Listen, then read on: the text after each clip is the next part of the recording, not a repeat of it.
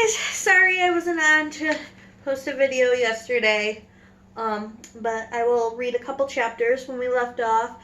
Mrs. Twit had gone up with a bunch of balloons, so we'll see what happens now. Mrs. Twit goes ballooning down. Mrs. Twit may have been ugly and she may have been beastly, but she was not stupid. High up there in the sky, she had a bright idea. If I can get rid of some of these balloons, she said to herself, I will stop going up and start coming down. She began biting through the string and held the balloons on her wrists and arms and neck and her hair. Each time she bit through the strings and let the balloons float away, an upward pull got loose and her rate of climb slowed down. Then she was biting through 20 strings. She stopped going up altogether. She stayed still in the air. She bit through one more string, and very slowly she began to float downward. In this calm day, there was no wind at all, and because of this, Mrs. Twit had gone absolutely straight up, and now she began coming absolutely straight down. If she floated gently down, Mrs. Twit's petticoat billowed out like a parachute, showing her long knickers. It was a grand sight on glorious day, and thousands of birds came flying from miles around to stare at this extremely old woman in the sky. Her knickers are her underwear. So here she is coming down. Mr. Twit gets a horrid shock. Mr. Twit, who thought he had seen his ugly wife for the last time, was sitting on the garden celebrating with a mug of beer. Suddenly, Mrs. Twit came floating down. Then, when she was about the height of the house above Mr. Twit, she suddenly called out at the top of her voice, Here I come, you grizzly old grunion! You rotten old turnip! You filthy old frumpet! Mr. Twit jumped as though he'd been stung by a giant wasp. He dropped his beer and looked up. He gasped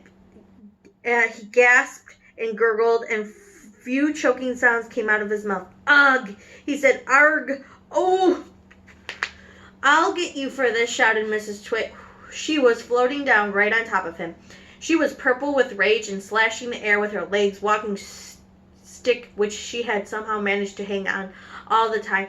I'll swing you, you swizzle, she shouted. I'll swash you, you swizzle. I'll gnash you, you gozzle. I'll nosh you, nazzle. And before Mr. Twit had time to run away from the bundle of balloons and petticoat, Fiery Fury landed right on top of him, lashing out his stick and cracking him all over his body.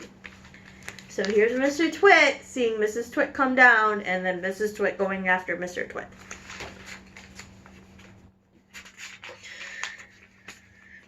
The house, the tree, and the monkey cage. But that's enough about that. We can't go on forever watching these two disgusting people doing disgusting things to each other. We must get ahead with the story. Here's a picture of Mr. and Mrs. Twit's house and the garden.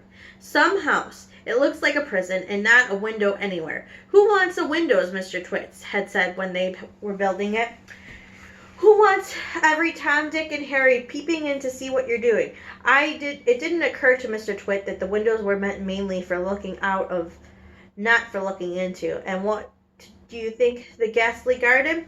Mrs. Twit was the gardener. She was very good at growing thistles and stinging nettles. I always grow plenty of spiky thistles and plenty of stinging nettles, she used to say. They keep out nasty, nosy little children. Near the house you could see Mr. Twit work shed. To one side there was the big dead tree. It never has any leaves on it because it's dead. And not far from the tree you can see a monkey cage, and there were 4 monkeys in it. They belonged to Mr. Twit. You will hear about them later.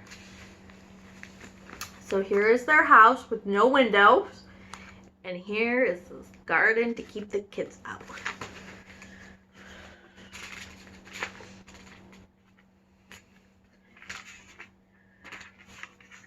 Okay. Hug tight sticky glue. Once a week on Wednesdays, the Twits and bird pie for supper. Mr. Twit caught birds and Mrs. Twit cooked them. Mr. Twit was good at catching birds. On the day before bird pie day, he would put the ladder up against the big dead tree and climb onto the branches with a bucket of glue and paintbrush. The glue he used was something called Hugh-Tite, and it was thicker than the other glue in the world. stickier than any other glue in the world.